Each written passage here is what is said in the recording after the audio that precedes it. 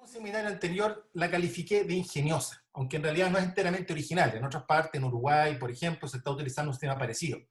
Pero genera dos efectos y una restricción. El primero es que no se puede entender bien esta ley sin conocer el funcionamiento del seguro de desempleo, la ley 19.728, que es la que crea la AFC. No se asusten, no vamos a entrar al detalle del funcionamiento de la AFC, pero quiero traer el punto porque eso va a traer ciertas consecuencias a la interpretación de esta norma. ¿Por qué? Porque esa ley es una norma de seguridad social y eso implica una determinada intencionalidad de la norma, que es un espíritu de cobertura a un estado de necesidad, que es distinto del estado de necesidad que viene a solucionar o pretende solucionar esta ley. También implica consideraciones estadísticas, consideraciones financieras, de la lógica de los seguros, que esta ley toma prestado, pero que de repente no se adecua bien a su sistema. Un segundo aspecto que genera es que a raíz de este enganche de una norma de seguridad social, como es la ley de seguro de desempleo, en que se inserta otra norma para solucionar un tema que no estaba previsto en la primera, se provocan ciertos desajustes en la normativa. Y eso abre espacio a muchas dudas que, como les dije, no tienen respuesta. Tanto así que al día siguiente de la publicación de esta ley, que fue el 7 de abril pasado, se ingresó un mensaje presidencial al Senado, del mismo presidente que origina esta norma, al día siguiente, con una reforma a la ley, que vamos a llamar la ley corta, para los efectos que voy a mencionar más adelante, porque trata de solucionar algunos problemas, incluso con algunas normas derechamente retroactivas, como se señala en esa ley corta, que todavía no es aprobada por el Congreso. Les comento que pasó por el primer trámite constitucional en el Senado, se aprobó, pasó a la Cámara de Diputados, la Cámara de Diputados le hizo unas modificaciones que ya les voy a comentar, y está actualmente de vuelta en el Senado, probablemente va a ir una comisión mixta, pero la idea entiendo que salga en los próximos días. Aún con esta ley corta van a quedar temas pendientes. Por ejemplo, ¿cómo opera cuando un trabajador entra y sale del sistema?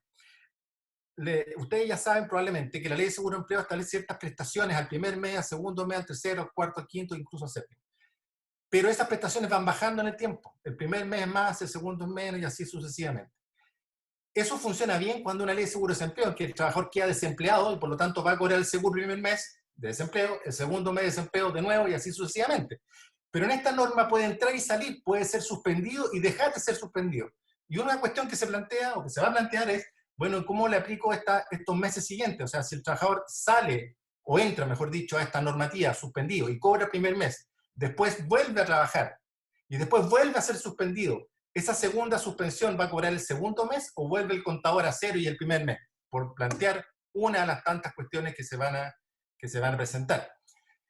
Ahora, falta además una interpretación administrativa. La Dirección del Trabajo debiera dictar o pronunciar un dictamen sobre esta ley, y eso está pendiente, según las palabras del subsecretario del Trabajo, mientras no se apruebe la ley corte que todavía está en tramitación.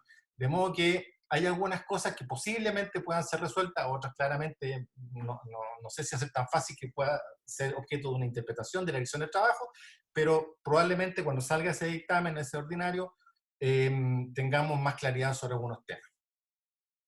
También les dije que quería una restricción, y la restricción es que la cobertura de esta ley está asociada a la cobertura de la ley de seguro de desempleo, y por lo tanto quedan fuera quienes no tienen contrato de trabajo, o sea, todos los que están a honorario, que son informales, que cualquiera que sea el régimen no está sujeto a un contrato de trabajo. Quienes tengan un contrato anterior a la ley 19.728, que es del año 2001, y que no hayan ingresado voluntariamente al seguro de desempleo.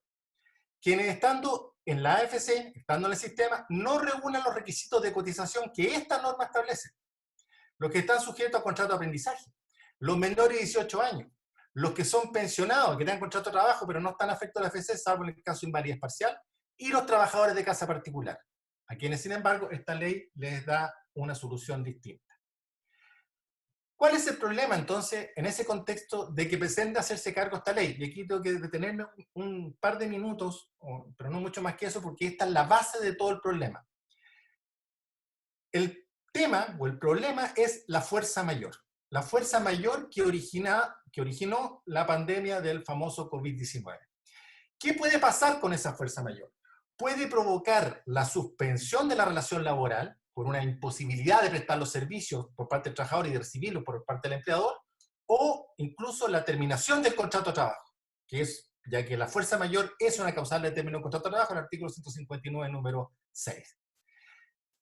Si bien resulta discutible para algunos el que el COVID haya generado una fuerza mayor, ya que el tema no es del todo pacífico, ni siquiera desde el punto de vista civil, menos lo es desde el punto de vista laboral, en que se agregan otros requisitos en consideración al carácter protector de esta rama del derecho.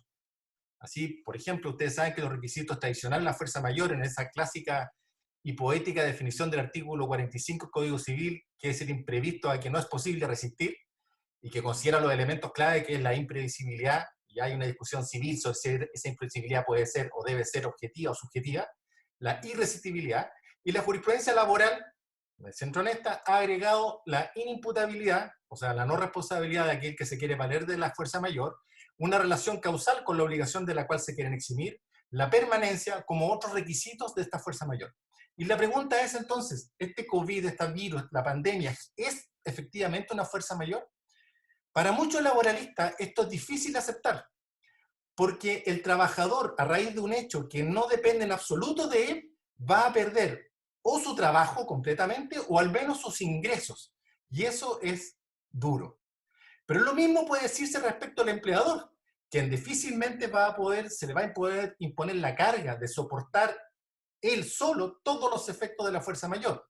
Aunque hay sistemas, hay que reconocer que así lo han hecho. Por ejemplo, en Argentina, en que la situación también es de fuerza mayor, la ley ha establecido o ha dictaminado que es el empleador debe seguir pagando las remuneraciones como si nada hubiera ocurrido.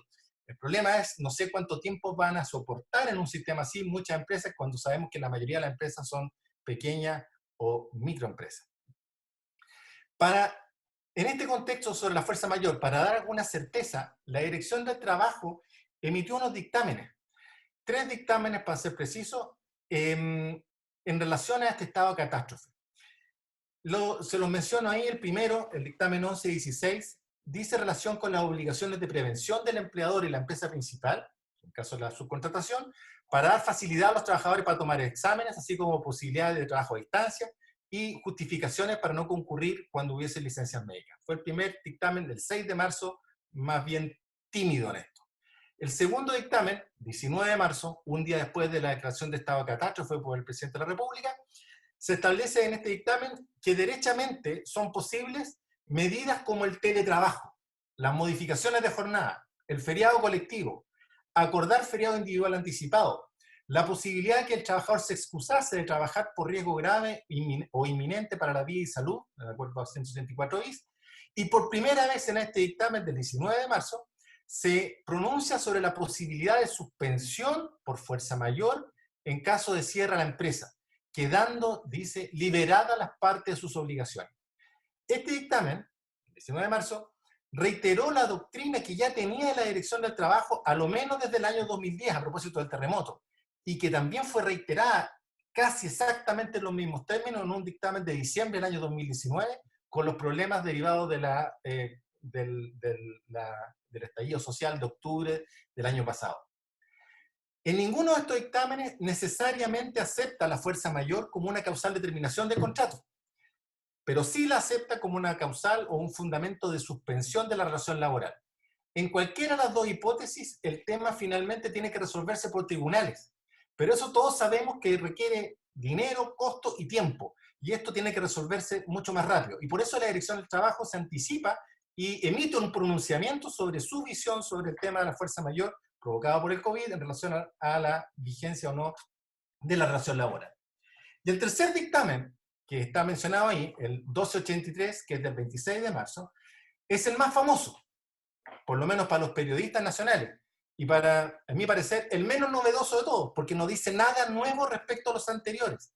Simplemente reiteró y precisó su doctrina respecto a la fuerza mayor, aplicándolo en relación al COVID y poniéndose en situaciones, por ejemplo, el toque de queda, de turnos de trabajo que empezaban después de que partiera el toque de queda o viceversa, etcétera, y fue resolviendo casos puntuales sobre aquello, reiterando la doctrina anterior, en el dictamen precedente, de que esta situación podía ser calificada de fuerza mayor a los efectos de suspender el contrato de trabajo de relación laboral y las prestaciones entre las partes.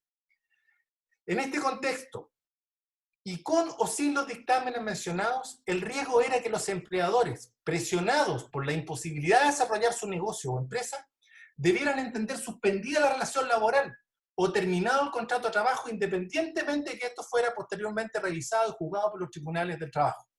Y frente a eso, había que dar una respuesta urgente a toda la problemática que se estaba planteando.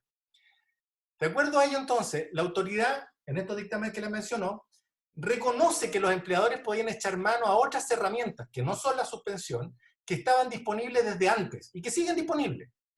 Ahí se las menciona, el feriado colectivo, está en el artículo 66 del Código del Trabajo, que no requiere acuerdo, pero tiene que cumplirse esta exigencia.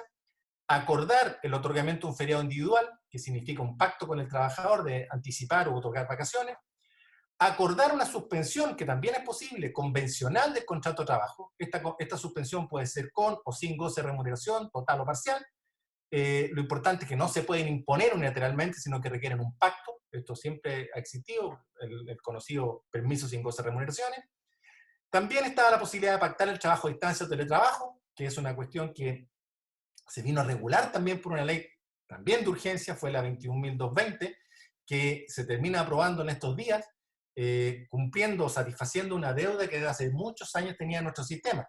De hecho, el año 2001 fue la ley esa que rebajó la jornada de 48, 45 horas. Esa ley introduce el teletrabajo en el Código del Trabajo, lo define y le da una regulación mínima. Desde entonces que se viene discutiendo cuál debería ser la regulación de los teletrabajadores. Recién ahora, provocado por toda esta situación, se genera esta norma 21.020, que va a ser tema de otra charla, que aprovecho de pasar el aviso, el 30 de abril por este mismo medio.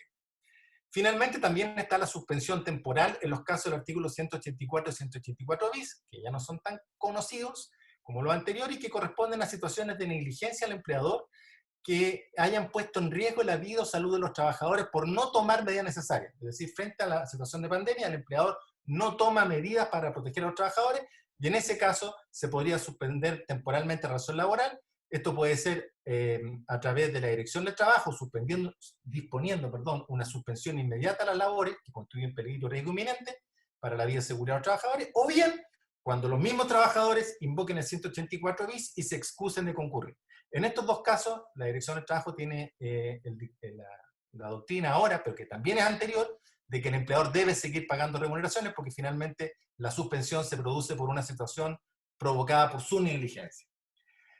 Por todo esto, no me parecen criticables, como lo han hecho algunos, los pronunciamientos de la Dirección del Trabajo, porque lo que trató de hacer fue de darle lineamientos de certeza al llamado mercado laboral, siguiendo los criterios que había tenido en situaciones anteriores igualmente críticas, y que muchos abogados que nos toca asesorar a la empresa ya habíamos anticipado y habíamos asesorado a nuestros clientes diciendo, mira, estas posibilidades existían desde antes en el ordenamiento jurídico. Esto explica que esta norma que estamos analizando, lo que busca es proteger el empleo, generando nuevas herramientas, pero al mismo tiempo va a tener que sacrificar algunas cosas. ¿Cuáles son estas nuevas herramientas que son las que vamos a desarrollar en esta charla? La primera es la suspensión legal con derecho a AFC, o con derecho a seguro de desempleo. Esto es muy excepcional, porque en el fondo lo que está haciendo es permitiendo acceder a un seguro de desempleo a un trabajador que no está desempleado, sino que solamente está sujeto a una suspensión temporal de pleno derecho de su contrato de trabajo. Pero solo en la hipótesis que vamos a ver. En segundo lugar, reconoce que las partes pueden celebrar o incluso haber celebrado antes pacto de suspensión, lo que va a generar algunos efectos que están en la ley, que también vamos a analizar. En tercer lugar, se reconoce la posibilidad de acordar una reducción temporal de la jornada de trabajo, es decir, rebajar la jornada, pero esta rebaja de jornada, que siempre se ha podido hacer también porque requiere acuerdo entre las partes, con acceso a beneficios del seguro de desempleo en ciertas empresas. Y finalmente, una situación especial para los trabajadores o para las trabajadoras de casa particular, que les va a dar una normativa, un tratamiento distinto dentro de esta ley. E impone, como una especie de contrapartida, unas limitaciones a la terminación del contrato de trabajo, que es un tema que puede generar varios problemas, todavía no lo ha generado, pero que potencialmente lo puede hacer, y voy a partir por este, porque es un poco distinto a los anteriores. En cuanto a la terminación del contrato de trabajo, 3 disposiciones contiene esta ley.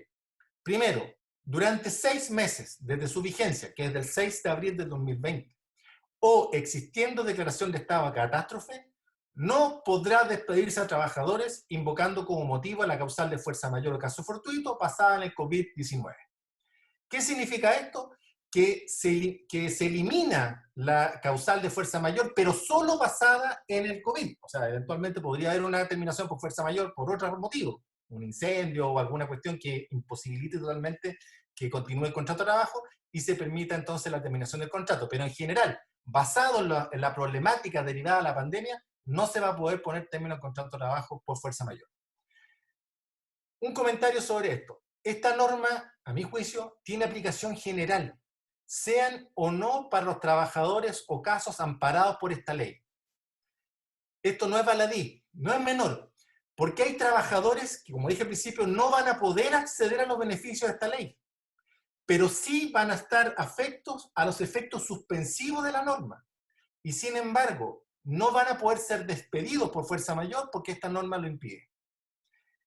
Un segundo tema que se va a generar con esto es si es que eventualmente se despidiera por esta causal, ¿ese despido será nulo por estar prohibido por la ley? Y si es así, ¿cuál es el efecto? ¿La reincorporación y el pago de la remuneración intermedia entre la fecha del despido y la reincorporación? Probablemente esa sea la solución. Pero lo que quiero llamar la atención es que para los empleadores, a partir de esta norma, independientemente de que se aplique o no se aplique la ley, no va a poder despedir a ningún trabajador durante el periodo que les mencionaba por fuerza mayor basado en la pandemia. El segundo tema en relación a la terminación de contrato es que durante la suspensión legal, esta suspensión que se va a producir del contrato de trabajo provocado por el virus, el empleador solo podrá poner término a la relación laboral por aplicación de la causal establecida en el artículo 161 del Código de Trabajo. Esa causal, ese artículo se refiere a la causal de necesidad de la empresa, pero también incluye otra causal que es la de desahucio, que yo entiendo que estaría comprendida. El problema aquí no es tanto con la interpretación de esta norma, que es, ojo, es más restringida que la anterior, porque aquí no es mientras esté vigente la ley, sino mientras se haga efectiva la suspensión del contrato de trabajo. El problema es con las otras causales que no están en el 161. La primera cuestión que se planteó es, ¿y las causales del 159 pueden operar? Porque la norma dice, solo podrá poner término a la relación laboral por la aplicación de las causales 161. Yo estimo que sí, que las de 159 pueden operar, porque en esos casos de 159 no es el empleador quien pone término, sino que son causales objetivas. Se trata de causales como la renuncia, el mutuo acuerdo, la muerte del trabajador, el vencimiento del plazo. Son cosas preacordadas y no es una decisión del empleador. Por lo tanto, yo creo que las causales 159 pueden operar en este periodo, salvo la del 159 número 6, que está prohibida por el primer caso, porque es la fuerza mayor. Pero estas causales, aun cuando generaron algunas dudas, por ejemplo, en el caso de la terminación por vencimiento del plazo, hay empleadores que no sabían si vencía el plazo durante el periodo de suspensión, si podían ponerle término o no, me parece que sí. El problema es con las causales 160. Las causales 160 son causales sancionatorias, son aquellas en que el empleador invoca para poner término en contrato de trabajo, reprochando una actitud o un comportamiento del trabajador. Falta de probidad, acoso sexual, incumplimiento grave, etc. La pregunta es, ¿puede el empleador poner término, por ejemplo, por falta de probidad durante el periodo de suspensión? La respuesta no está clara en la ley y a mí personalmente me parece absurdo limitarla, porque aunque la ley pareciera no permitir ninguna otra más que la del 161, para buscar una interpretación que permite invocarla, algunos han sostenido que por ser de caducidad o de sanción al trabajador tendrían que ser aplicables. Sin embargo, el texto o el tenor literal de la ley en realidad no deja mucho espacio. Y en mi parecer, esta es una opinión muy personal, yo preferiría no utilizarla. Porque el despido, si se utiliza, corre un grave riesgo de ser nulo, con un costo muy importante si es que el tribunal estima que es nulo y ordena reincorporar y además pagar la remuneración en tiempo intermedio, independientemente de que concurra o no el hecho en que se funda la causal. No sé, la falta de probidad por un robo, por ejemplo, a lo mejor puedo acreditar el robo, pero el tribunal perfectamente podría llegar a sostener que, mire, aún estando establecido, acreditado y todo lo demás del robo, no voy a entender que el despido es nulo porque esta ley 20.227, le impide invocar esta causal y el riesgo es muy alto. ¿Qué haría yo? No le invocaría, pero tomaría precauciones para evitar un perdón de la causal, que es el otro problema que puede tener el empleador al no invocar la causal teniendo conocimiento de ella y invocarla después de que se produzca la suspensión.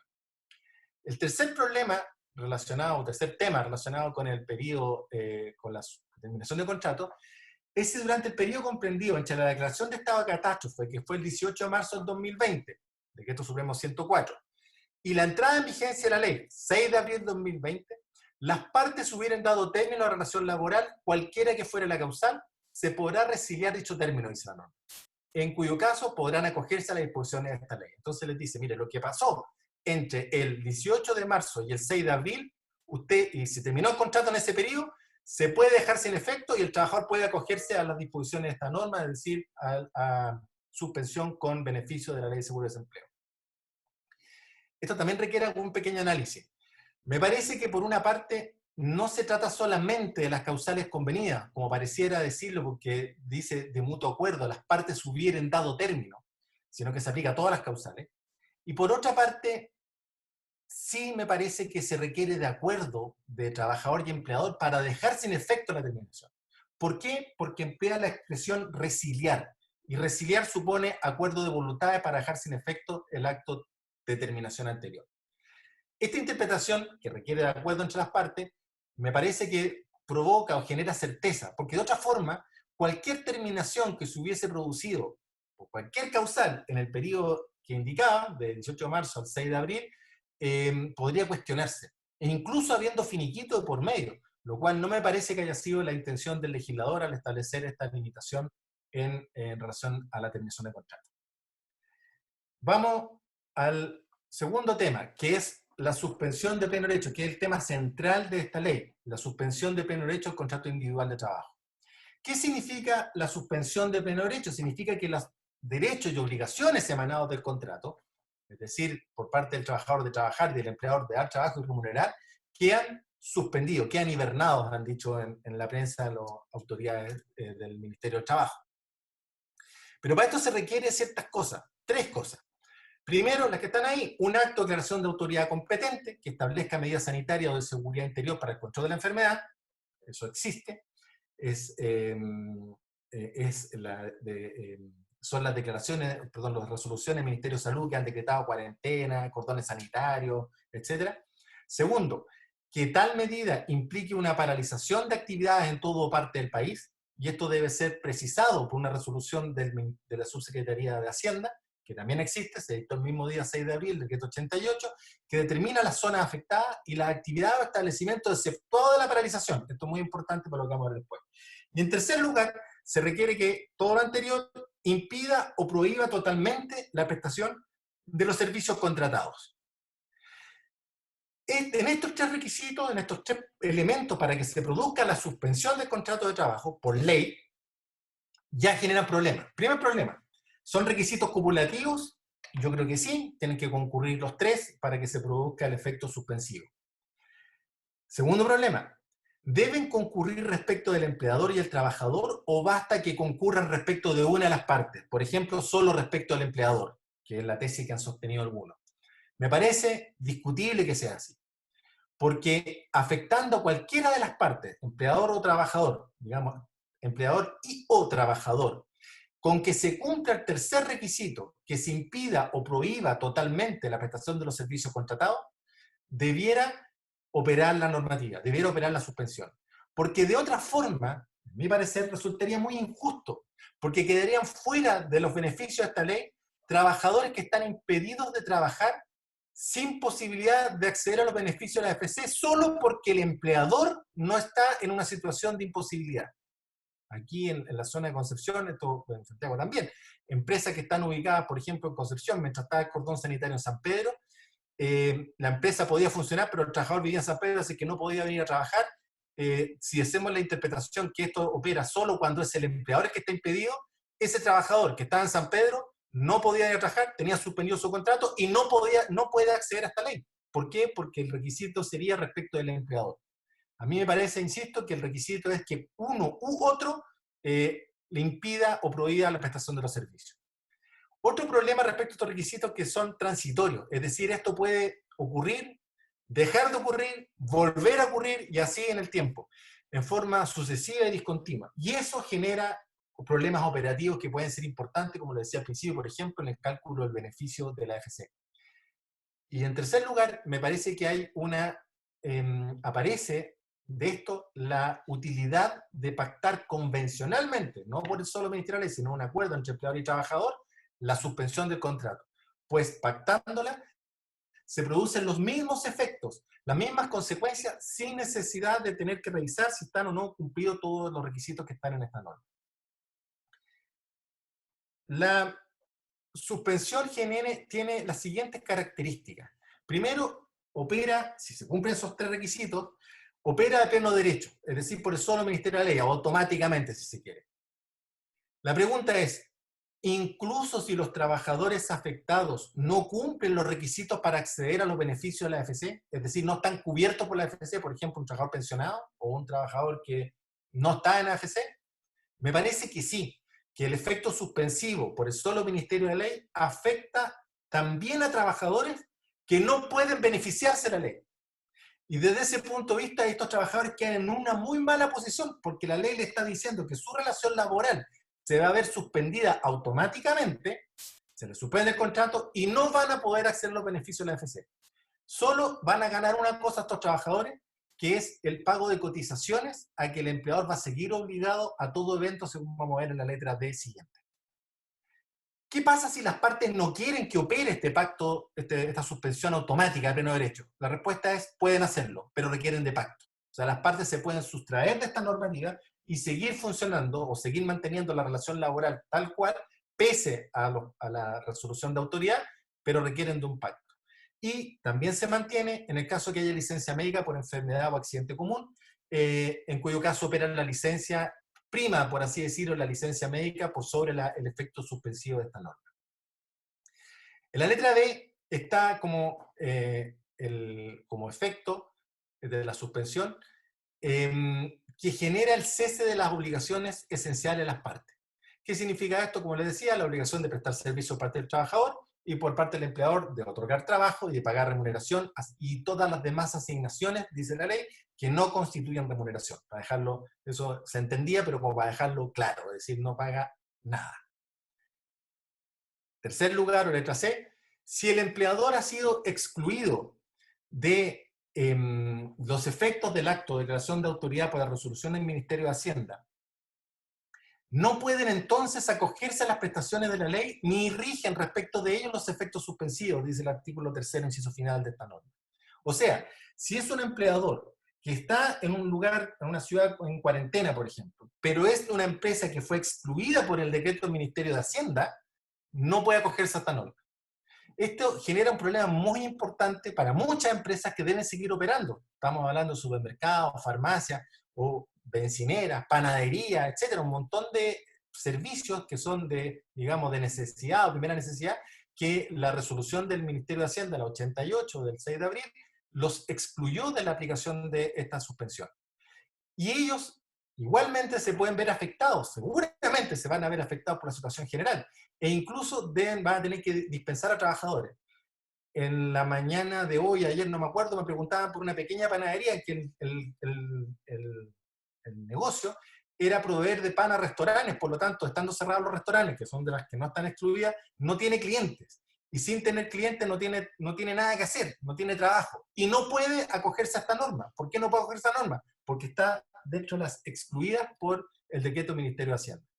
Frente a este problema, algunos han tratado de interpretar que la restricción a la suspensión automática es cuando el empleador le invoca unilateralmente, pero no limita a que los trabajadores lo puedan hacer por pacto. Esa interpretación, favoreciendo de alguna manera a estas empresas que no pueden seguir funcionando pese a estar excluidas de la limitación, me parece muy discutible. Tan discutible es que, incluso en favor de esta posición, la ley corta que les mencionaba, esta ley que se está tramitando en el Congreso, elimina esta prohibición del inciso final del artículo 3º, precisamente para permitir que las empresas excluidas del acto de declaración de autoridad, para impedir que no puedan acogerse a estas normas. Pero la Cámara de Diputados, eso lo aprobó el Senado, la Cámara de Diputados rechazó esta eliminación y quedó, y no sé cómo va a quedar finalmente, pues vamos al tercer trámite, pero está bien en discusión si esta norma del inciso final tipo 3º se mantiene o no. Ahora, tiene una pequeña contrapartida a estos empleadores, que es limitada, pero algo tienen, que es que para garantizar la prestación de servicios de utilidad pública, la atención de necesidades básicas de la población, la prevención de daños ambientales y sanitarios, estos empleadores pueden alterar la naturaleza y la función de los trabajadores, una especie de jus variandi especial, con límite a los derechos fundamentales de estos, según lo establece el artículo 20 de la ley. En la letra D les menciono que se mantiene la obligación de pagar las cotizaciones previsionales de salud y seguridad social durante todo el periodo de suspensión, tanto las que son de cargo del empleador como las de cargo del trabajador. Salvo, dice la norma, las cotizaciones de seguro social del accidente del trabajo y que se calculan sobre la base del 50% de la remuneración que sirve de base para el cálculo respectivo durante el periodo que dure la suspensión. Es decir, se mantiene la obligación de cotizar, pero esa obligación de cotizar, excepto accidente del trabajo, es solo sobre la mitad de la remuneración imponible. La ley corta elimina esta norma y lo que pretende es que se calcule sobre el 100% de la remuneración. Esta, si se aprueba, va a tener efecto retroactivo porque evidentemente ya hay situaciones que están suspendidas y tienen que pagarse las cotizaciones, todavía no se pagan, pero se van a tener que pagar muy luego, y hay que tener claridad sobre qué bases se van a calcular, sobre el 50% o sobre el total. Todo indica que esto se va a modificar, esto va a ser aprobado, y la cotización del empleador va a ser sobre el 100% de la remuneración imponible del trabajador. En un quinto lugar, perdón, me adelanté creo. En el quinto lugar, se acepta que el empleador no pague las cotizaciones dentro del plazo legal. Esta es una norma que le permite diferir el pago de las cotizaciones hasta durante la vigencia del título primero de la posibilidad de suspensión por el solo Ministerio de Ley, de 6 meses de contado del 6 de abril del 2020, en tanto se paguen dentro de los 12 meses posteriores al término de esa vigencia. Y ese pago es sin intereses, sin reajustes y multas, salvo la reajustabilidad nominal de los fondos de la AFP en caso de ser positiva. Es decir, es una norma que le permite al empleador liberar un poco más de caja para no tener que pagar las cotizaciones de AFP ahora y pagarlas dentro de los 12 meses siguientes. En la letra F les planteo otra cuestión derivada de esta suspensión automática, y es que no pueden hacer uso de las prestaciones de la ley las empresas que hayan contratado o celebrado convenios que se financien íntegramente con cargo a la ley de presupuesto del sector público y reciban los pagos correspondientes. Esta norma, según contaba el otro día en una conferencia el subsecretario del Trabajo, es una indicación de la senadora Adriana Muñoz y no quedó muy claro el alcance, porque a su juicio esto no afecta a las empresas que tengan contratos o convenios que le aporten un financiamiento en la medida que ese financiamiento no sea total. Pero la norma no lo dice tan claramente, dice que hayan contratado servicios celebrado convenios que se financie íntegramente con cargo a la ley. La interpretación que hace el subsecretario de Trabajo es que pueden haber empresas que tengan convenios que se financien íntegramente con cargo a la ley, pero si eso no financia la totalidad de la empresa, se podrían acoger. El tema es claramente discutible de acuerdo al tenor literal de la norma, y esto no viene resuelto en la famosa ley corta. En el punto siguiente, si se acogen a este sistema, al sistema de suspensión con beneficio de la AFP, suspensión de pleno derecho, no van a poder ser descontadas de la indemnización por año de servicio los aportes que el empleador hizo a la cuenta individual del trabajador en el finiquito, que es una norma que normalmente sí se puede hacer cuando el contrato termina por necesidad de la empresa. Aquí está expresamente prohibido. Y finalmente, no pueden acceder al seguro de desempleo los trabajadores que al momento de dictarse el acto de creación de autoridad hayan suscrito un pacto para asegurar la continuidad de la prestación de los servicios en el periodo a que se refiere el acto de creación de autoridad, en la medida que implique continuar recibiendo todo o parte de su remuneración mensual. Esta norma está en el artículo 1, inciso 3, y es muy importante entenderla, porque si el trabajador está en esta situación de tener un pacto que asegure la continuidad de la prestación de servicios y que le implique continuar recibiendo toda parte de la remuneración, no se puede acoger a los beneficios de la AFP. Y esta es una limitante que está dentro de la estructura de la ley, que incluso al empleador le obliga a hacer una declaración jurada de que el trabajador no está en esta condición, y puede provocar problemas. ¿Por qué puede provocar problemas? porque hay situaciones que se dieron y que se están dando, por ejemplo, los pactos de teletrabajo, que como implican una continuidad de la prestación de los servicios, ahora a distancia, y implican también que el trabajador recibe todo o una parte de la remuneración, el trabajador que está con un pacto de teletrabajo no va a poder acogerse a las disposiciones de esta norma. Tampoco van a poder hacerlo quienes estén percibiendo un subsidio por licencia médica, que es lógico, porque la licencia médica, como les decía hace un rato atrás, se impone a esta suspensión automática y se generan algunos problemas. De nuevo, ¿qué pasa, por ejemplo, con aquellos empleadores que están dispuestos a tener un pacto que mantiene la relación laboral, pero no la prestación de los servicios, es decir, mantienen vigente el contrato, pero el trabajador no está obligado a venir a trabajar, con un pago de todo o parte de la remuneración? Es decir, se mantiene el contrato, el empleador sigue pagando no toda la remuneración, una parte pequeña. ¿Puede o no acogerse el trabajador a este sistema y cobrar la otra parte a través de los beneficios de la AFC? La respuesta es, me parece que no, es muy dudoso. Lo he conversado con varios colegas, el tema no tiene lógica. No tiene lógica porque estamos impidiendo que el empleador que quiera ayudar al trabajador, que quiera darle algo de dinero porque la AFC no le va a pagar toda la remuneración, no lo va a poder hacer. Algunos me han dicho, sí, podría hacerlo en la medida que el pago que hace el empleador más lo que recibe la AFC no exceda de lo que el trabajador recibía antes, para que en el fondo no haya una especie de aprovechamiento de la ley para que el trabajador reciba más. Pero parece súper discutible de acuerdo al tenor literal de la norma, que es un tema que seguramente se va a plantear. Ahora, ¿tiene salida esto? Sí, tiene algunas soluciones, pero son soluciones que van medias tangenciales. ¿Y por qué tanta preocupación? Porque hay una norma, que vamos a ver al final, que establece sanciones penales para aquellos que traten de burlar la aplicación de esta ley. Y esta ley es súper clara en este punto, que está diciendo, miren, no lo acepto que haya un pacto de prestación, un pacto que permita la continuidad de la prestación de servicios con todo parte de la remuneración. Sí se me ocurre, y esto va a haber que experimentarlo, que el pacto a que se refiere exige que haya una continuidad en la prestación de los servicios. En realidad esta idea me la dio otro colega, que haya continuidad en la prestación de los servicios, no continuidad en la relación laboral. Por lo tanto, me dicen, si es que el pacto supone una interrupción total de la prestación de los servicios, y pese a eso se mantiene un pago, eso no estaría incluido dentro de esta norma que exige que mantenga prestación, algo en la prestación y todo parte de la remuneración. Pero es, como les decía, muy discutible.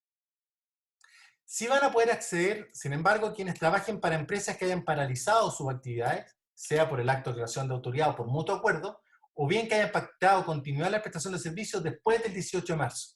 Pero aquí de nuevo, esto está en el mismo artículo primero y su final, no lo precisa, y está la duda, este pacto con o sin remuneración, porque si es con remuneración o con parte de la remuneración podemos caer en el caso anterior y es riesgoso entender que puede acceder a los beneficios del seguro de desempleo. Como ven, como les decía al principio, hay cosas que no están muy claramente resueltas y nos van a generar algún problema. El pago del seguro, el pago del seguro de desempleo durante la suspensión legal, que estamos en la segunda situación, que es de la suspensión de pleno derecho, implica un beneficio que está regulado en la ley y que opera, como les decía, de pleno derecho en el caso de suspensión, dándole acceso a los trabajadores a los beneficios del artículo 15 y 25 de la ley de seguro de desempleo. ¿Y qué se establece a este respecto? Primero, que se aplica excepcionalmente, sin encontrarse cesante el trabajador, porque estamos en situación de suspensión y no determinación, ni cumplir con las demás exigencias de la ley 19.728 en los casos de suspensión legal de relación laboral del trabajador afiliado a la ley de seguro de desempleo. En segundo término, el trabajador debe, para poder acceder a esto, no basta con que esté en la AFC, tiene que tener 3 cotizaciones continuas los últimos 3 meses inmediatamente anteriores al acto de declaración de autoridad, se refiere al acto que declara la cuarentena, el cordón sanitario, lo que sea, o bien tener 6 cotizaciones continuas y discontinuas los últimos 12 meses, siempre que a lo menos registre las 2 últimas cotizaciones con el mismo empleador en los 2 meses inmediatamente anteriores al acto de declaración de autoridad. Todo este enredo de requisitos es para tratar de evitar los fraudes, para tratar de evitar que alguien se meta al seguro de desempleo a última hora para acceder a estos beneficios y no sea alguien que viene de antes con el sistema. En tercer lugar, el empleador debe solicitar el pago respecto a los trabajadores que se hayan visto afectados por el acto de declaración de autoridad mediante una declaración jurada, una declaración jurada simple que debe hacer ante la AFC, y que no tienen en esta declaración jurada debe declarar que no tiene un pacto anterior de continuidad con todo o parte de la remuneración, lo que decía hace un momento, tiene que decir que no existe ese pacto, y además debe proporcionar toda la información necesaria para efectuar el pago al trabajador. Pero, si un trabajador no fue comprendido, no fue considerado en la solicitud que hizo el empleador, tiene él también derecho a pedirlo directamente, y él va a tener que hacer la declaración jurada a la AFC en los formularios que la AFC está proveyendo para estos efectos. Y además, se debe informar a la Dirección del Trabajo en forma electrónica y mensualmente la nómina a los trabajadores afectados por la suspensión para tener un registro y que además se va a hacer información pública. La prestación se va a pagar por mensualidades vencidas, es decir, los trabajadores no van a ir a la FCA, van a cobrar inmediatamente, se va a pagar cuando vence el mes, y tienen derecho a partir de la fecha en que comienza a regir el acto de autoridad. Y el pago puede ser evidentemente proporcional al mes, porque no necesariamente el acto de autoridad va a comprender el mes completo.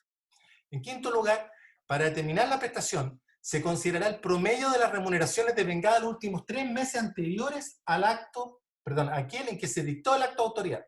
Es decir, de nuevo una norma antifraude en que van a tomar las remuneraciones para calcular el beneficio antes de que se decrete, antes de que se haya decretado el acto de autoridad.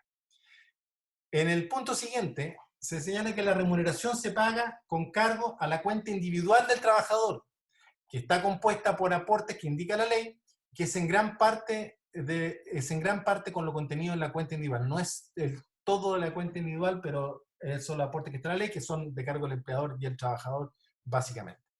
Cuando esta cuenta individual sea insuficiente, se va a pagar con cargo al Fondo de Cesantía Solidario, aumentando en este caso el valor inferior de lo que puede percibir de este Fondo Solidario, que está en la ley de seguro de desempleo, lo aumenta esta norma especial a 225.000 para los primeros 3 meses de 5, si es que el contrato es indefinido, o el primero de los 3 si el contrato es a plazo fijo por hora faena. Este beneficio va a ser compatible con los subsidios a las bajas remuneraciones, como el ingreso mínimo garantizado, por ejemplo, pueden eventualmente llegar a sumarse. Y el pago de las remuneraciones el pago de remuneración a cargo del seguro de cesantía se va a hacer de acuerdo con las reglas de la ley 19.728. Esta ley no tiene reglas para eso, o sea, se toma del sistema de la ley de seguro de desempleo. ¿Qué significa esto? Que no va a recibir la totalidad de la remuneración, sino un porcentaje de esta, que está señalado en la transparencia, o en la presentación, que va bajando. El primer mes, 70% de su remuneración imponible, el segundo, 55%, y así 45, 40, 35, etcétera, va bajando a medida que pasa el tiempo. Esto porque esta ley estaba pensada como un seguro para el caso de cesantía. Lo que se pretendía era que el trabajador se viera de alguna manera muy motivado a buscar nuevos trabajos y no quedarse tranquilo con los beneficios de la AFC. Pero este no es el caso. Aquí, y esta es una nueva cuestión en que no funciona tan bien, como tomamos el sistema de seguro de cesantía para un nuevo seguro de suspensión, no funciona tan bien esto, pero está así y va a ir bajando de acuerdo a los meses que pasen.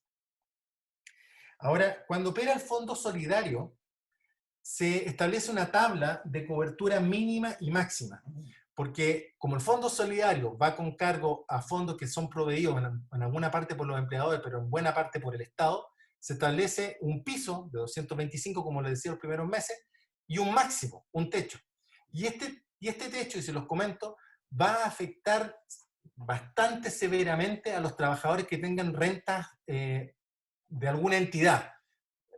Por poner una cifra, calculada más o menos de 1 millón de pesos para arriba, el trabajador se va a ver muy afectado por esta norma porque solamente le va a cubrir el 70% de su remuneración imponible, pero cuando opere el seguro de desempleo, cuando opere el Fondo Solidario va a tener un techo el primer mes de 651.000 pesos, que es más o menos el 70% del millón de pesos, pero si gana más de 1 millón de pesos, gana 2 millones, va a estar sujeto a la FC y todo lo demás, pero el Fondo de Cesantía no va a pasar de los 651.000, y eso que esta norma no es la que está en la ley de AFC, es una norma corregida por la Superintendencia de Pensiones, que el año pasado ajustó estos montos. Esto es para comentarles que, como les decía hace un momento, esta ley implica sacrificio importante para los trabajadores. Luego, un tercer punto, con eso termino el tema de la suspensión, ya vamos a volver al final con esto, con alguna pregunta.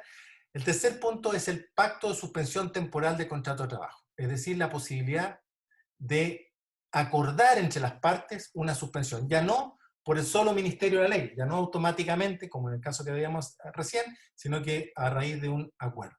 Y este acuerdo significa que las partes pacten una especie de permiso sin goce de sueldo, cosa que siempre se ha podido hacer, solo que ahora tiene una diferencia. Este permiso sin goce de sueldo, por decirlo de una manera coloquial, va a generar los efectos de este sistema de AFC. Así, es posible hacerlo respecto de empleadores cuya actividad se vea afectada total o parcialmente por las razones provocadas por el COVID-19. Es decir, está permitiendo que empleadores cuya actividad se vea afectada total o parcialmente por la pandemia puedan pactar esta suspensión y hacer que el trabajador acceda a los beneficios de la AFC siempre que cumpla los requisitos para ello, que son los que ya vimos. Requiere de un acuerdo suscrito con el trabajador, con él o los trabajadores. Es decir, puede ser un acuerdo individual o colectivo, sea personalmente o previa consulta a la organización sindical a la que se encuentra afiliado. Varios problemas tiene este punto. Uno, dice que requiere un acuerdo suscrito. ¿Significa suscrito que esté escrito? Me lo pregunto porque en materia laboral sabemos que las cosas no son necesariamente formales. El contrato de trabajo es un contrato consensual. Por lo tanto, los pactos también pueden ser consensuales. Pero aquí exige un acuerdo suscrito. Por lo tanto, yo entendería que es formalizado, escrito. Y eso, en las condiciones que se han vivido en estos días, de repente no es tan fácil. Me encontramos varios problemas para lograr la suscripción y ahí entra el tema de la consensualidad, en que esta suscripción eventualmente puede ser casi por cualquier medio, por correo electrónico, por mensaje. La cosa es que haya algún documento, porque después vamos a tener que ese pacto llevarlo a la AFC o declarar a la AFC que existe ese pacto para que opere el sistema de los beneficios de esa ley. Ahora, un segundo tema en relación a este punto 2 es ¿qué sindicato? Porque dice organización sindical. Yo entiendo que se refiere al sindicato base, al sindicato de empresa o de establecimiento de empresa, porque ese es el que conoce la realidad de la empresa y que podría llegar a acordar este pacto de suspensión con el empleador. Ahora, la ley dice con consulta, que es deseable pero no obligado. Eventualmente el empleador podría saltarse al sindicato y llegar a este pacto directamente con los trabajadores. Ahora, hay un tercer punto aquí, que es el tema de si el sindicato puede representar a los trabajadores para celebrar este pacto sin requerimiento a los trabajadores. Y la respuesta no la tengo tan clara, porque la ley, el Código del Trabajo, en el artículo 220, número 2, cuando establece los fines del sindicato y qué es lo que puede hacer el sindicato, dice que el sindicato puede efectivamente representar a los trabajadores en sus derechos individuales cuando hay una infracción legal o contractual. Pero aquí no hay infracción legal o contractual. Pero, como contrapartida, el artículo 5º, inciso 3 de esta ley, reconoce expresamente que puede el trabajador ser representado por el sindicato. Y la pregunta entonces que me cae es, ¿necesita el sindicato tener una autorización de su socio, trabajador, para celebrar este pacto o no? En lo que he visto hasta ahora, esto se está dando por hecho, pero la cuestión no es tan evidente porque el trabajador podría cuestionar la suscripción del pacto a través de su sindicato si él no lo ha autorizado.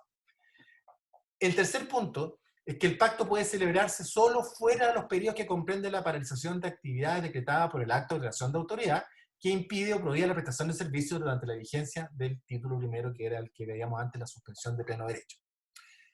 Así, durante la vigencia del pacto, o si durante la vigencia del pacto se decreta un acto o declaración de autoridad que provoca la suspensión automática, se produce la interrupción temporal del pacto convencional que suspende el contrato de trabajo. Y esta suspensión convencional recobra vida una vez que se termina la suspensión legal. Es un enredoso, pero en el fondo prima la suspensión legal. La ley permite que haya una suspensión convencional en un periodo que esté dentro de los márgenes de la ley, y si dentro de ese periodo se producen suspensiones por el solo Ministerio de la Ley, prima esa suspensión y se interrumpe el pacto. Ahora, ¿por qué lo hizo así la ley? En realidad no lo tengo claro, porque los efectos de la suspensión por el solo Ministerio de la Ley y los efectos de la suspensión por pacto son exactamente los mismos. Por lo tanto, no veo para qué se enreda con que opera uno o no opera otro, o uno prima sobre el otro, si al final el resultado es el mismo. Y así lo vamos a ver en el punto 4.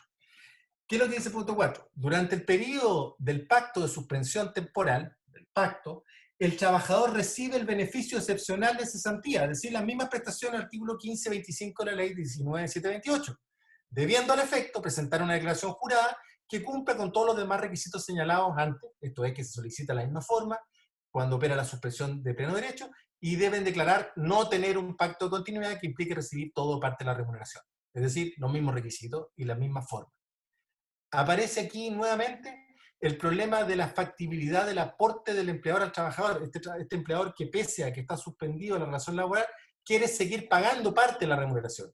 Si lo hace, se expone a que no pueda operar el pacto de suspensión, como también se exponía a que no operara el beneficio en el caso de suspensión por el solo Ministerio de la Ley. De nuevo, lo que dije antes, el tema aquí es que interpretar cómo se interpreta esa norma, cómo hacemos para que el empleador pueda efectivamente contribuir de alguna manera a los ingresos del trabajador, que ya vimos, los va a ver mermados, los va a ver limitados, quizás no tanto el primer mes, pero sin duda a partir del segundo, tercer y cuarto, quinto mes de aplicación de esto, el trabajador va a recibir mucho menos de lo que recibía antes de, mientras está el contrato funcionando normalmente.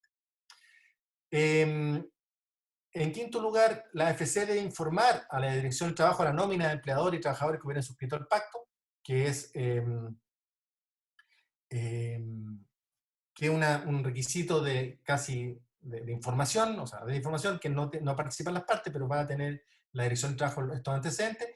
Y por último, no es posible pactar que la suspensión produzca efecto en forma diferida. Si yo no puedo celebrar un pacto de suspensión ahora para que opere en un tiempo más, sino que tienen que ejecutarse de inmediato o a lo menos a partir, o lo más cerca, lo más lejano, perdón, a partir del primero del mes siguiente al pacto.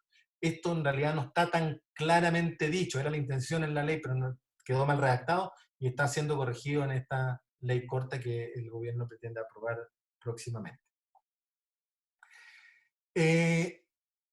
El cuarto elemento de la ley, el pacto de reducción temporal de la jornada de trabajo. Estamos en el título segundo de la ley. Este pacto de reducción temporal es distinto al anterior, porque aquí no hay suspensión, sino lo que se va a hacer es que se van a producir parcialmente los efectos de la ley 2227, accediendo a un beneficio de prestación de la AFC, aparte del beneficio, pero solamente cuando el empleador se encuentre en determinadas y precisas circunstancias que están previstas en el artículo 8 de la ley.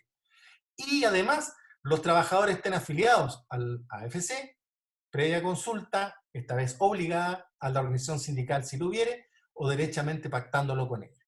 ¿Quiénes son los empleadores que se pueden acoger a esto?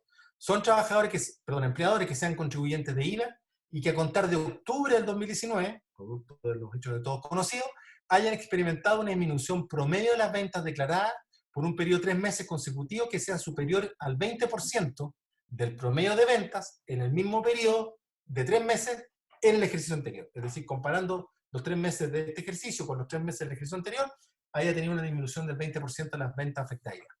Segundo, que se encuentre en un procedimiento concursal de reorganización. Tercero, que se encuentre en un procedimiento de asesoría económica de insolvencia. Y cuarto, cuando habiendo quedado fuera de los efectos del acto de declaración de autoridad, estamos hablando de la panadería, bencinera, supermercados, farmacia, etc., son empresas de establecimientos faenas que no pueden paralizar sus actividades y necesiten reducir o retribuir la jornada ordinaria, ellos pueden, para los efectos de mantener la continuidad operacional o para proteger eficazmente la vida y salud de los trabajadores, pueden en estos casos acceder a la rebaja de jornada con requisitos distintos de cotizaciones que vamos a ver que son un poco diferentes. En cada caso, de todas maneras, debe acreditarse de la forma que indique la ley y solo puede haber un pacto por cada relación laboral. ¿Cuáles son los efectos de este pacto de reducción temporal?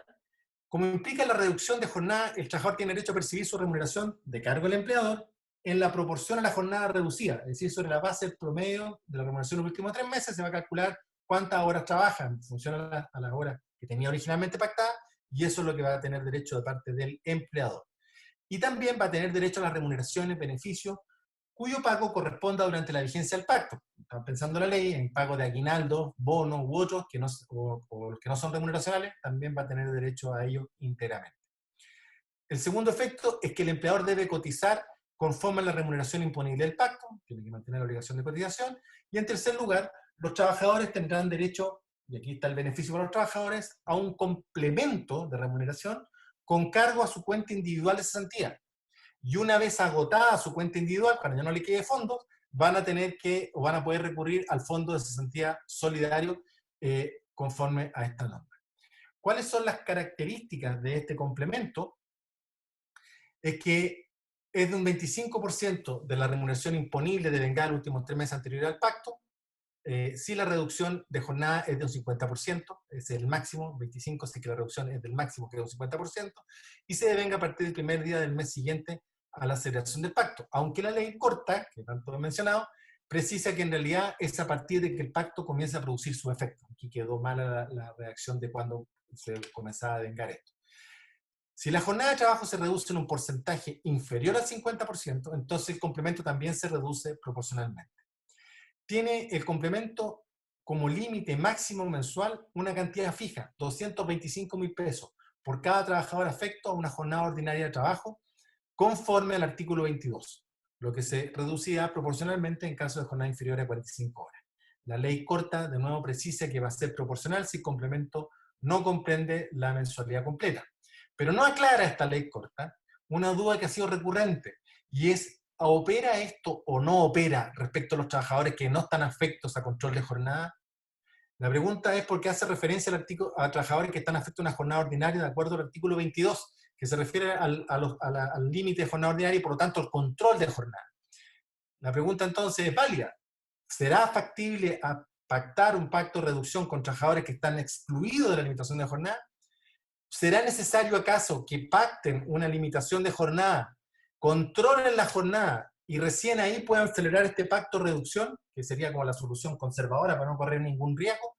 Me parece que no es lógico, pero sí me parece lógico evidenciar de alguna manera que el trabajador, aun cuando no está sujeto a control de jornada, ve reducido su compromiso con la empresa. Por ejemplo, puede haber un trabajador que no tenga control de jornada, es decir, no tenga un horario definido, pero sí esté comprometido a trabajar de lunes a viernes. Y el pacto de reducción de jornada podría decir, por ejemplo, que trabaje de lunes a miércoles solamente y queda con jueves y viernes libre. Si eso queda evidente, yo creo que podría entrar a operar la norma sin necesidad de tener control de jornada pactado. También es importante decir que el complemento no se considera remuneración, no es renta, no es imponible ni es embargable, es decir, un pago que va a recibir líquido el trabajador, y este complemento también es compatible, como el otro beneficio, con otros beneficios que obtengan por otras leyes. ¿Cuál es el contenido del pacto? El contenido mínimo del pacto de reducción de jornada tiene varias exigencias que les estoy mostrando ahí, y que no creo que valga la pena extenderse mucho en ellas, son bastante claras y precisas. Son todos estos elementos los que debe contener el pacto de reducción. ¿Cuáles son? Bueno, lo que más me llama la atención aquí es la declaración jurada simple del empleador respecto a que se cumplen los requisitos establecidos para la celebración del pacto. Es decir, de nuevo, se le exige que haya una declaración jurada y cuidado si no se cumple porque hay sanciones penales si es que no es veraz esa aclaración. ¿Cuáles son las limitaciones que tiene este pacto? No procede pactar una reducción temporal de jornada superior al 50%, ya lo dijimos, es decir, hasta 50%. No se puede pactar una reducción respecto a trabajadores con fuero. Tratándose de trabajadores con contrato indefinido, el trabajador tiene que tener una cierta cantidad de cotizaciones, que es más que las que se piden para el pago en el caso de suspensión por el solo Ministerio de la Ley.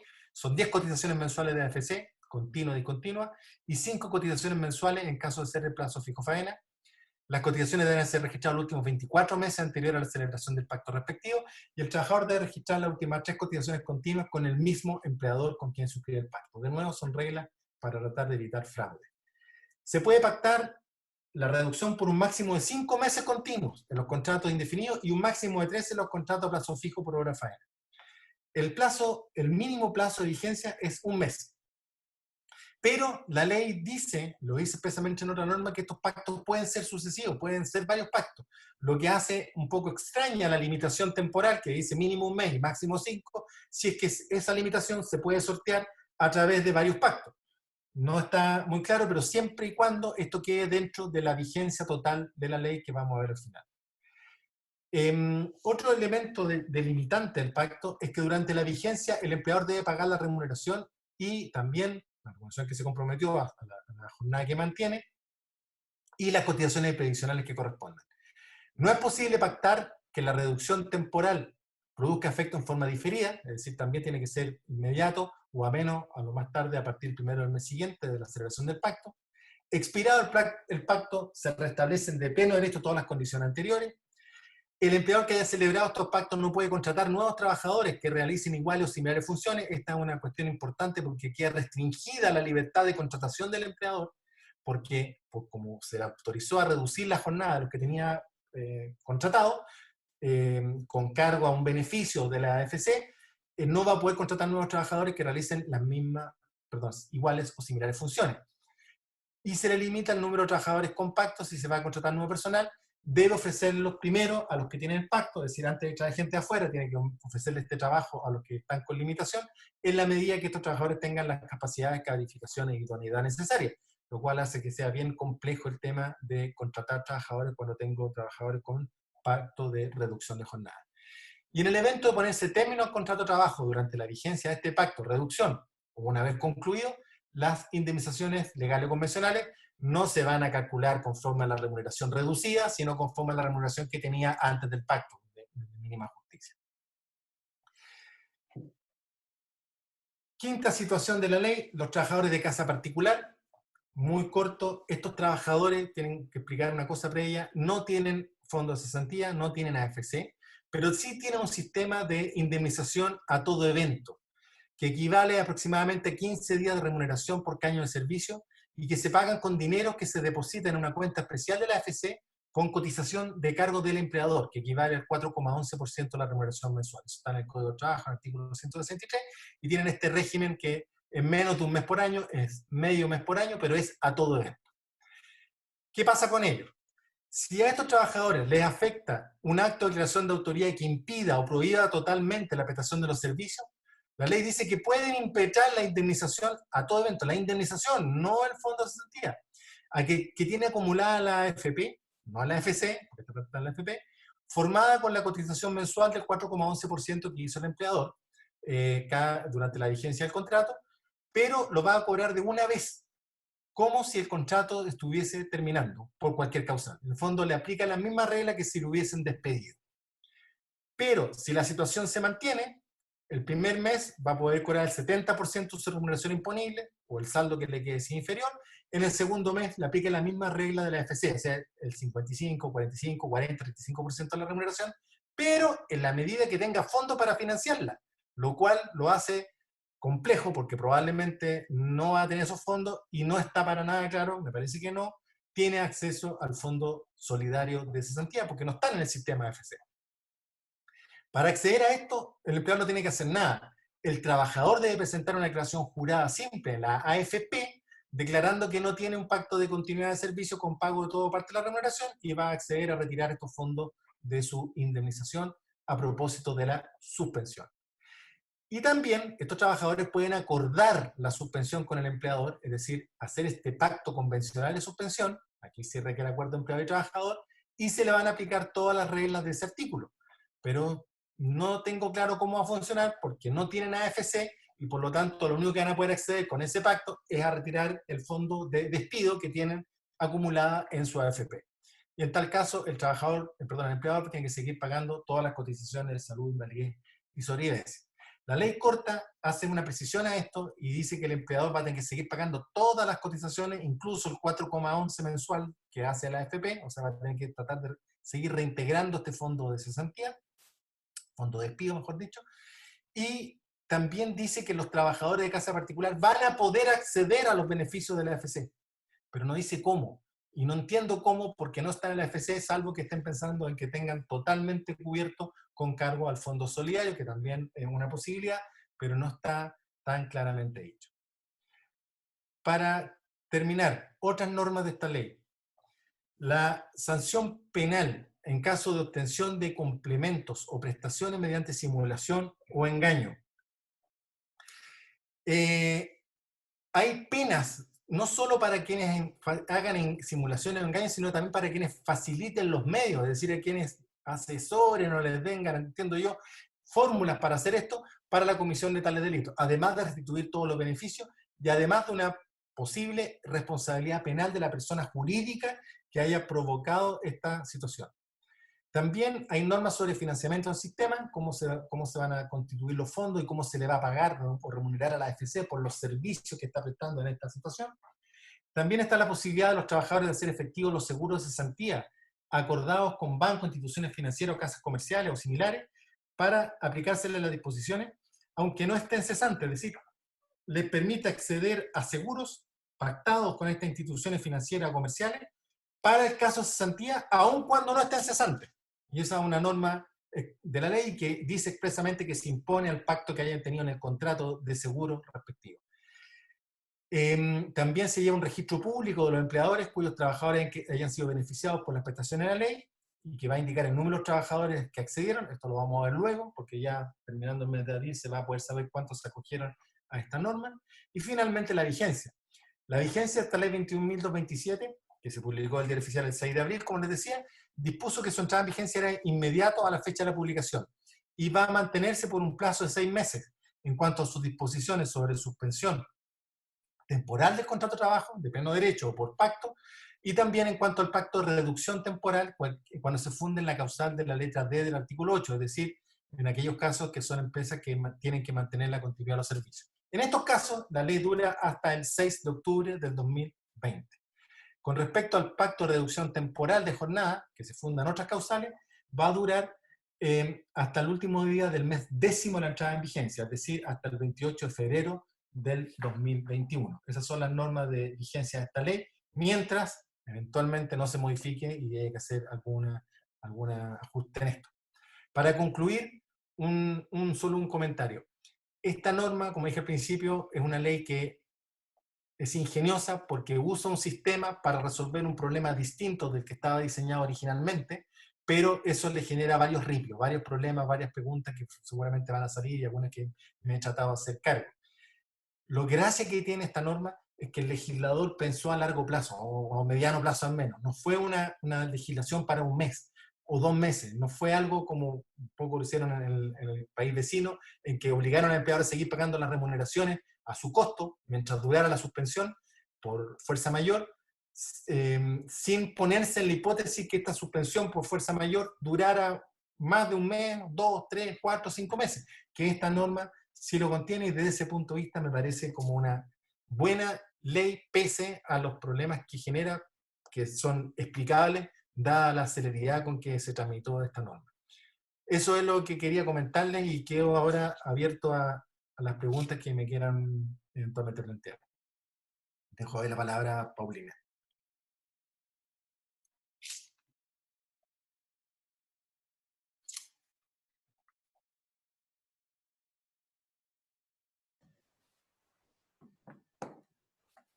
Ya, don Jorge, vamos a dar un espacio para un par de preguntas.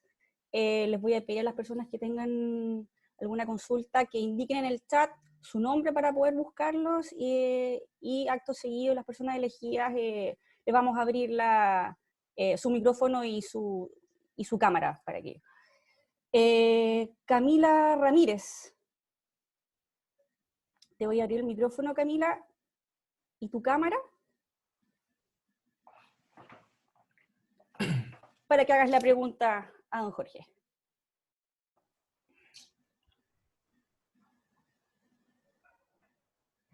Camila, ¿me escuchas? ¿Aló? ¿Sí me escuchan? Sí, yo te escucho bien. Sí. Perfecto. Profesor, tengo 3 preguntitas muy chiquititas. Una ¿Tres nomás? muy chiquitita. Una, entiendo que varios participantes la tenían, que ¿cómo se aplica esta nueva normativa a las personas que están jubiladas? La segunda pregunta es, ¿cómo se puede hacer la aplicación de la reducción de jornada a aquellos trabajadores que están contratados con el artículo 22? Si es posible en el fondo hacer previamente un anexo de contrato estableciéndoles una jornada y luego aplicándoles la reducción de jornada. Y la última pregunta es en relación al artículo 21 que usted acaba de mencionar, si es aplicable solamente a la suspensión de pleno derecho y a la reducción, o en el fondo toda la normativa de la ley, ya que es un poco dudoso en la manera como se manifiesta el artículo, que señala que es aplicable al artículo 1 y 7. Entonces, al parecer, no sé, yo tengo la duda si deja fuera la suspensión temporal. Ya. La primera pregunta, te la contesté rápido, los jubilados que son pensionados no están no son afiliados, no están cubiertos por el AFC y por lo tanto no pueden acceder a esta, o sea, no pueden acceder a los beneficios de la AFC, pero sí se pueden ver afectados por la ley. Eso es lo que traté de explicar, porque finalmente estos trabajadores pudieran estar incluidos dentro de una suspensión de pleno derecho y por lo tanto no pueden trabajar y el empleador no les va a pagar, con la única garantía que tiene es que la ley dice que el empleador tiene que seguir cotizando el 50% de la remuneración imponible y si se modifica la ley, el 100%, pero nada más que eso. Y por lo tanto se ven perjudicados claramente. Ahora, si no hubiera ley, estarían en la misma condición o peor, porque si no hubiese ley y se produce la fuerza mayor, el trabajador podría verse suspendida su relación laboral, no tiene remuneración y no tendría tampoco cotización, porque la suspensión sería respecto de todas las obligaciones de las partes. Por lo tanto, no, están un poco mejor que en la nada, pero no tienen los beneficios completos de esta norma. La segunda pregunta que hacía era respecto al artículo 22 para los pactos de reducción de jornada. Si los trabajadores que estaban sin control de jornada, yo también les trataba de explicar que me parece que estos trabajadores que no tienen control de jornada debieran poder acceder a esta norma, aunque la ley dice que hace referencia a la jornada ordinaria.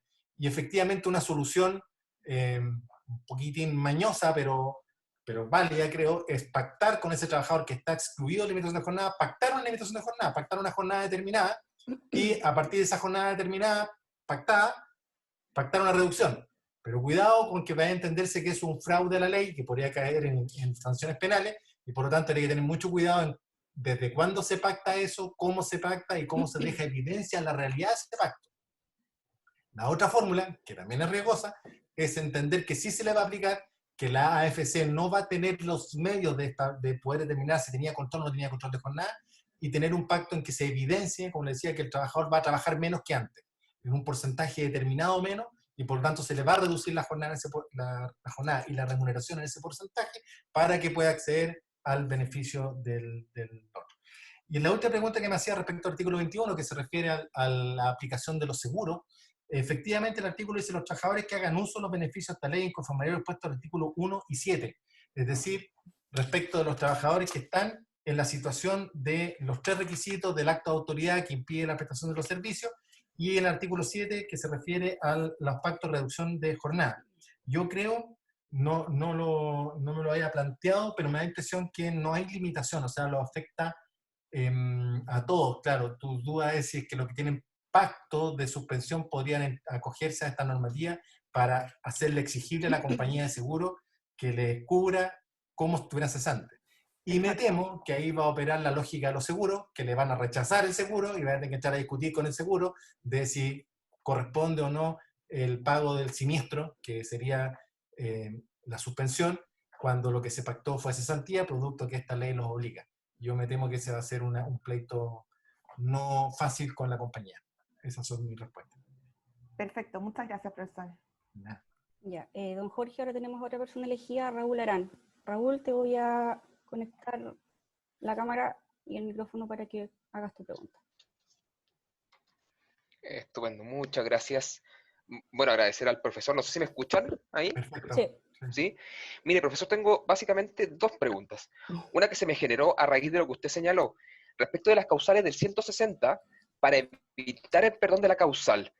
Poniéndome en el mismo caso que usted señaló como ejemplo, si hay un trabajador que yo sorprendo robando o cualquier otra situación, ¿cómo lo hago para ponerle término? Si la ley me prohíbe ponerle término por esa causal, se plantearía entonces una especie de suspensión del término y de ser así como cuando, por ejemplo, se le pone término en el caso de la licencia médica, ¿cierto? Que el trabajador se le informa el término del contrato y se le presenta una licencia médica, y presenta, perdón, la licencia médica, se suspende hasta que termina la licencia médica.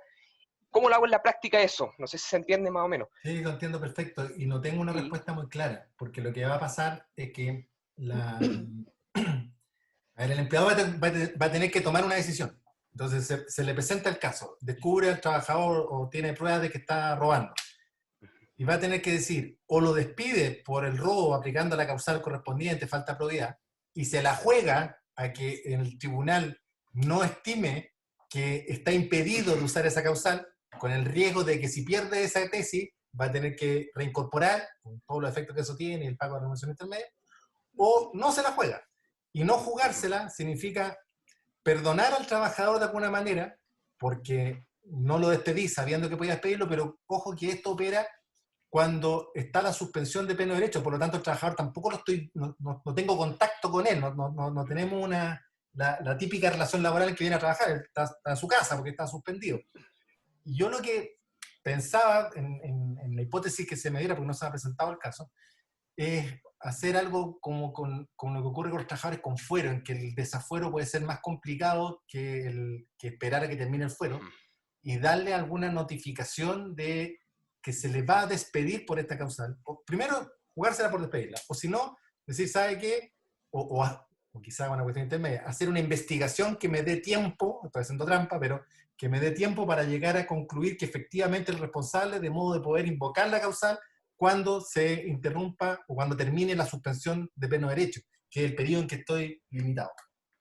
Yo buscaría por ese lado. Estupendo. Muchas gracias. Y le puedo hacer una última consulta, que eran dos consultas las que tenía. La otra es respecto del artículo 22 de la Ley de Protección. Habla que las empresas que tienen contrato o proyectos financiados íntegramente por el Estado, y estas empresas no pueden acogerse a esta Ley de Protección. ¿Y qué pasa con los colegios? Me refiero particularmente a los colegios que son financiados con recursos del Estado, como los colegios particulares subvencionados, con esto del famoso copago o financiamiento compartido. Ahí se me genera la duda, porque no entiendo que podrían estar afectos. Esta ley, esta norma, este artículo, no tiene mucha historia, porque se introdujo en la comisión mixta a última hora, como le decía, por una indicación de una senadora, y que el ejemplo que puso era precisamente relacionado con los colegios, eran estas empresas que dan servicio de alimentación. Entonces, para que estas empresas que dan servicio de alimentación con cargo a fondo del Estado no suspendieran a sus trabajadores porque no estaban dando servicio de alimentación, mientras igual recibían los fondos estatales. Pero efectivamente genera problemas, porque son muchas las hipótesis, por ejemplo, en las universidades, por ejemplo, todas las universidades que tienen financiamiento estatal casi completo, a ver, lo prudente es, la respuesta prudente es no se pueden acoger. Si es necesario acogerse, habría que buscar la interpretación, pero que es una interpretación de que la norma quedó mal redactada y lo que quiere decir, como dijo el subsecretario la semana pasada, lo que se quiso era que aquellas empresas que estaban íntegramente financiadas por un fondo del Estado, y esos, si es íntegramente financiado con fondo del Estado, como puede ser el colegio, esos claramente no pueden acogerse a esta norma. El problema es cuando es parte, cuando tienen ciertos proyectos que son importantes, pero que no son todos, se pueden o no acogerse. Así que la respuesta es, si es íntegramente, no hay caso, ahí no hay cómo aplicar esta normativa. Muchas gracias, profesor. Muy claras las dos preguntas que tenía. Ya, don Jorge, en honor al tiempo vamos a dar lugar a una última pregunta, y la persona elegida es Carolina Saavedra. Carolina, así que te voy a activar el micrófono y la cámara para que hagas tu pregunta. ¿Me escuchas? Sí, te escuchamos. Sí, se escucha. Ok, gracias. Muy clarificador el profesor de todas formas. Mira, tengo la siguiente consulta. Un trabajador con 4 meses de cotizaciones, el empleador quiere acceder a este pacto de reducción de jornada, conversó con el trabajador, pero la quinta cotización la cumple en abril, ¿ya? Entiendo yo que si él firma el pacto de reducción de jornada, recién se va a dar paso a esa reducción en el mes de mayo. El tema es, la cotización se paga en el mes de mayo precisamente, a partir del primer día de mayo. ¿Podría accederse a ese pacto de reducción de jornada? ¿Podría tener los beneficios de esta ley? Yo creo que no. Yo creo que lo que va a tener que hacer es esperar a que tenga las cotizaciones hechas, que cumpla con las 5, porque si no, la AFC... No sé si han tenido experiencia con la AFC, pero la AFC es muy, muy rigurosa en cuanto a la aplicación de las normativas, no se sale un milímetro.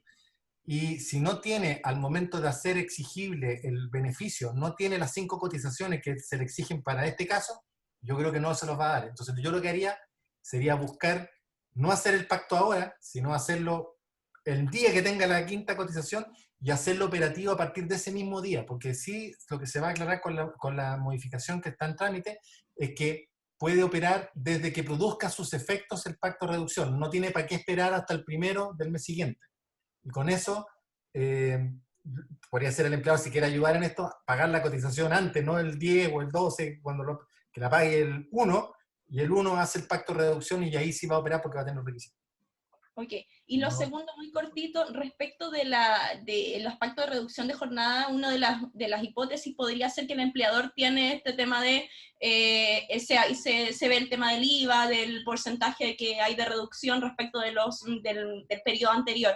Esto se podría, por ejemplo, ver, se podría revisar octubre, noviembre, diciembre, enero, febrero, ¿podría ser así o se ve la generalidad desde octubre a la fecha? No, son trimestres, son bloques de 3 meses. Y por lo tanto va a tener que ver octubre, noviembre y diciembre del año 2019 contra octubre, noviembre y diciembre del año 2018. O Okay. los 3 meses siguientes, noviembre, diciembre, enero contra noviembre, diciembre, enero del ejercicio anterior. Pero Okay. la norma habla del trimestre. Ok, muchas gracias, profesor. Muchas gracias por su exposición. De nada.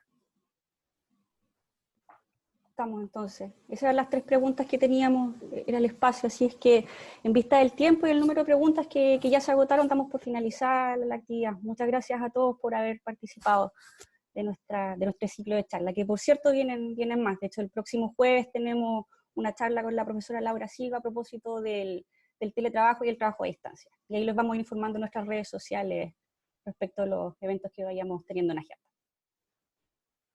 Bueno, yo quiero agradecer a todos su participación y haber tenido la paciencia de escucharme en esto que era más largo de lo que parecía al principio, pero que era una norma compleja de explicar. Así que muchas gracias y ojalá nos veamos en una próxima.